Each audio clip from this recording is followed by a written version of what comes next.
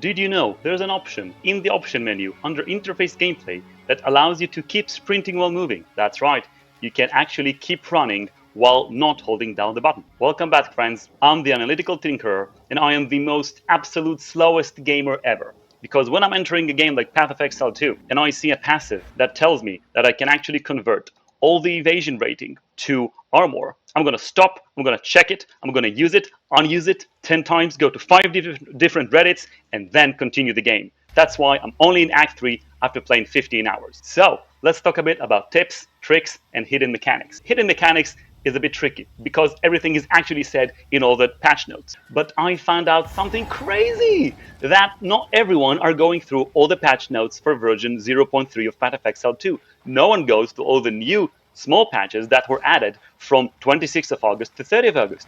Insane, right? Not everyone are actually doing that. And then not all of them go to 5 different AI systems to try and recreate everything via a UI audio and video overview. Let me know, I'll send you a link to mine. And, just start a game. Chaotic, I know. So let's start with this not hidden mechanic we've talked about earlier, right?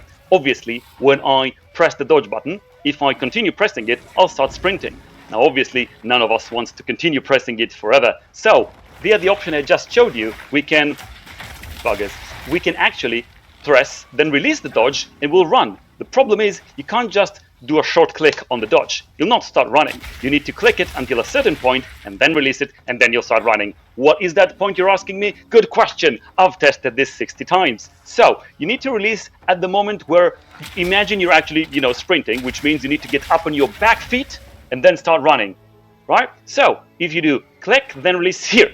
The moment you feel that your dodge roll actually starts to become faster at the end instead of getting slower, that's where you need to stop. Obviously, when you stop sprinting, you have this animation that you're stopped and locked, right? So you're not necessarily locked if you A, start holding a skill, or B, actually, dodge again. Who is this video for? I will tell you, this video is for beginners, newcomers to the Path of Exile franchise. And by newcomers, I mean people who have played less than 500 hours. So I would be considered as an average gamer because I've only played, I think, 1,400 hours.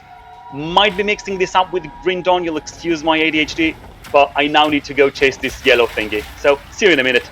Yeah, so this yellow thingy was what I would call the please ignore me feature, we couldn't care less about you, which is from the Dawn of the Hunt from 0.2. However, this connects to another point that I've had, which is loot is generally better. I think it has got much better in the last 2 patches of 0.2, but in general, you can actually have good currency items drop from anything. So honestly, you can do anything and feel like you're actually getting some legit loot. Which brings me to loot filters. I am not an expert, I'm simply downloading Filter Blade, right? Go to website, search for it. If you need guides, go there. But I'm simply downloading all the versions and click each one of them every time to see what changes on the floor, because as we've discussed, I am very, very slow at gaming. Sell the yellows and scavenge things that have quality or that have sockets. They will continue to be shown on the floor, at least when you're working with regular. Honestly, you might need to go to semi-strict when you're leveling a bit more, but I'm a hoarder and an alcoholic, so I think it will stay on regular until level 90. I remember at the beginning, when Path of Exile 2 released, I couldn't really craft while leveling up, and I was, again, an average gamer by definition in Path of Exile 1 by only having 1,000 hours. Now you can actually craft while leveling, because look at me, I'm in Act 3, right? There's no cruel, we'll talk about that, and I have legit amount of currency after, believe me, experimenting on some seriously nasty, shitty things. Honestly, I'm crafting while leveling, and I enjoy that. I'm not thinking, oh no, I need to have this amount of exalted if I need to buy items afterwards. Honestly, I'm having fun. I enjoy crafting while leveling up. I suggest you to do the same. In-game trading is actually here. Again, go to guides, not the best person for this, but know that it exists and know that you can't use it until you meet a specific merchant in Act 4. Once you do, you can do everything from here, which is insane.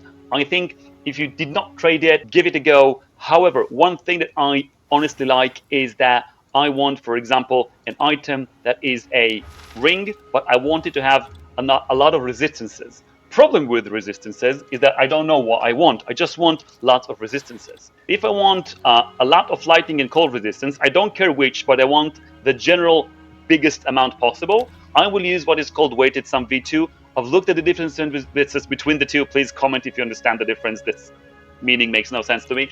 But I'm using V2, and what I can do with this, so they both, for example, weight the same. So if I would do to all resistances, they would weight 3, right? Because it was worth 3 times. But when I do this, then I can see the sum. And if I click the sum, it will sort by descending, and I will see the items with the most amount of these values which I have weighted. So this has 78 total of lightning and cold. I'm coming for you the moment I get to Act 4. When I say hidden mechanics, I mean things like knowing when to release the dodge button the first time you can in order to still be sprinting. So in that vein, a second hidden mechanic I would say is that although 0.3 had added the fact when you're blocking and when you're evading, this is actually relevant not only for strikes and projectiles, but also for area of effect hits, not damage over time, however also for area of effects. Effectively, block and evasion works for all types of damage except damage over time and the red glowing attacks. We know this, it's written in patch notes, it's not written here, but I'm pretty sure it is already in effect. Block is now maxed in 50% instead of 75, again, not something that is discussed or written. We also have a new affix, which is elemental damage reduction against hits. So we will have an affix on items, which will show here, for example, 90% of armor also applies to elemental damage as a new affix for your armor to suck less. People say 0 multiplied by 10 is still 0, which might mean that armor still sucks. I don't know, but this is really helpful. We now also have Deflection. So what Deflection does, it has its own chance, derived mostly out of your evasion points. However, it will reduce 40% of the damage you take, that is the default, unless it changes by specific mechanics. So this, for example, means not 40% is being mitigated, but 43%. Here is a good example, gain deflection rating equal to 66% of evasion rating. So you can actually get some deflection. However, they said that they made evasion less effective. By how much? I'm not sure. I think I've seen someone create graphs on the internet to explain it. That's because I am playing and not playing and understanding mechanics instead of playing. So there you go. This also means, by the way, that they have removed the acrobatics that was somewhere here. So you simply have deflection and you can use that. Do remember that when you write something here and you click enter, it will start taking you through all the nodes with this pattern in here. Yes, that's right. If you write dodge, which almost doesn't have any nodes in it, click enter, it will start taking you through nodes on the skill tree, which is a very nice addition. This actually supports regular expressions, so I do suggest you to become a bit familiarized with it. I wanted things that are either for grenade or for my crossbow. So I see all nodes that give stuff either to crossbow or grenades. Nifty, right? So grinding gear games were very brave and allowed us to use the same support gems for different skills, which was not allowed up until now, which is allowed in PoE 1. You can use, for example, elemental armament for 2 different skills. You see this is level 1 and level 2, they kind of split those. However, I've also checked for you, and you can't use different levels on the same weapon. It will not on the same skill. They will not let you do that. I would also say that the elusive affix of better run movement speed, I think it's less relevant nowadays because you can sprint. Obviously, even as a mercenary, it's quite important for me to be able to move faster during combat. However, what they've done is that when you're reloading, you're actually not getting slowed down in terms of movement. So I think it feels much more fluid, and when I need to move, I sprint. Obviously, when you sprint and someone attacks you while sprinting, it will make you fall. But not only that, I think there is a AI mechanic where when you fall, everyone starts slamming you the hell out. So don't do that, as you will die. When you swap between 2 weapons, it is completely instant. When you switch between weapons, there is no longer time to switch them in terms of time. Lock to all weapon sets. I can switch weapon sets, but the weapon will still be in both sets. This is relevant for people who have different sets of passive skill tree, right? Because you can use weapon sets. I can elaborate that on a different video, but they want to use the same weapon for both sets. That's amazing. That is actually an option now. Well of Souls is the new place where we have the new crafting mechanic of the Abyss League. It's in the 2nd act next to the Mastodon Badlands. You simply need to go to the Lightless Passage, which I think is now a new area, and from there to the Well of Souls, and there you will have the mechanic. First time you go there, you can click here to get to the Well of Souls instantly. as you do with the trial. I want to talk about Tame beasts catching Pokemons. So rare monsters, you can make them your companion, and all their auras will apply to you. This can be more fire damage, this can be elemental resistance. I didn't say it's great or it's OP. I found myself not really finding the specific persistent buff that is actually helping my crossbow build. So honestly, I might actually simply use the companion, which by the way has a specific gem that enables him to take 10% of your damage, which is good for defensive maneuvers. Just for you to know, it exists. It's simply cool. I would recommend it. Another tip from me would be please get to the end game before you switch a character, unless you really dislike it, or not playing a necromancer,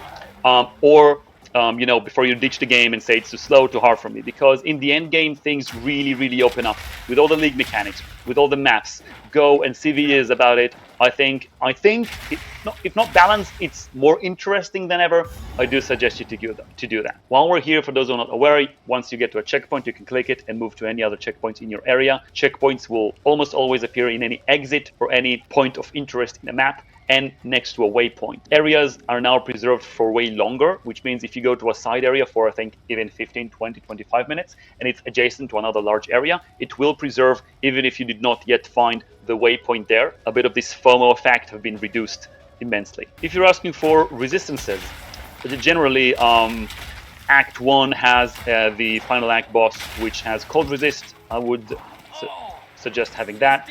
Act 2 has a small mini boss at the beginning with fire, and then anything goes. I've died some to chaos poison damage in Act 3 here, especially in the bog, so I would suggest have that a bit, but then everything goes, and you should have full resistances exactly as you can see here. I have everything completely maxed out. Charms. So I have checked and I've understood that it is easier to get all 3 charm slots from perhaps version 0.2F or something, where the belt can get up to 3 charm slots towards the end. I didn't play that, but just so you'd know. So you can get up to 3 charms. You can have 3 charms of the same type. If I'm having a fire boss fight, I might actually use 3 ruby charms, and it will only consume the charges out of the first one, then of the second, then of the third, etc. So the first one from the left, coalesce, if you're aware with that function from SQL for some reason. To the left, to the right, it will choose the one that has charges, and it would only take its buffs. But I think it's very cool if we only care about the added resistances. Regarding trading, you can't yet trade directly when you go to a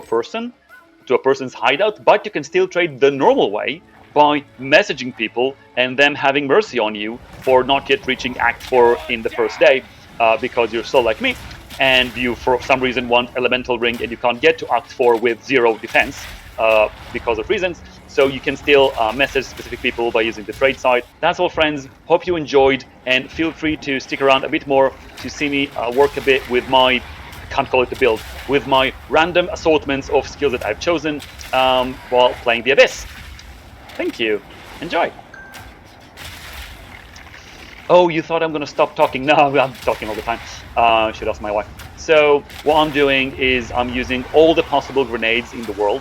So I'm having this grenade, I'm having the poison grenade, I'm having the stun grenade, I'm having the oil grenade, and each grenade I am using actually gives me 4%, I think, more fire damage for 8 seconds, so I use them all. But then I also have the crossbow skills, where each one I use, I think for the past 10 seconds, gives me 25% increased, not more, so the more sucky stat, increased damage. And both of these are for everything, not specifically for grenade or for crossbow. So if I throw this grenade, then this grenade, then this grenade, then this grenade, and then fire using this crossbow skill and this crossbow skill, and then this crossbow skill, and then this crossbow skill, I am actually getting a lot of damage. So this is 2,400, and at its base, I think it's 1,500. So it's kind of cool.